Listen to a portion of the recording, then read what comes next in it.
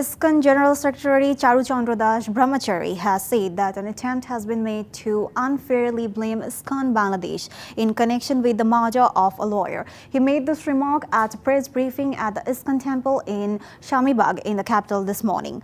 Charu Chandra Das Brahmachari claimed that ISKCON Bangladesh has no involvement in the heinous incident like the murder of a lawyer and the ongoing movement. It was also informed at the press briefing that many months earlier, the principal of the Sri Krishna temple and the principal of the Pundarik Dham in Chattogram, Chinmoy Krishna Das, was expelled of all ISKCON involvements for violating organizational discipline.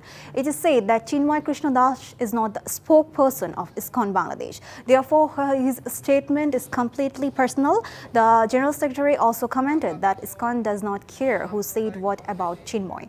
He said that ISKCON is an international organization. They have no involvement with India. নগদের সর্বোচ্চ বার 167 টাকা রিচার্জে পাবেন 1 লাখ টাকা পুরস্কার। আরও আছে প্রতি সপ্তাহে পুরস্কার ও ক্যাশব্যাক।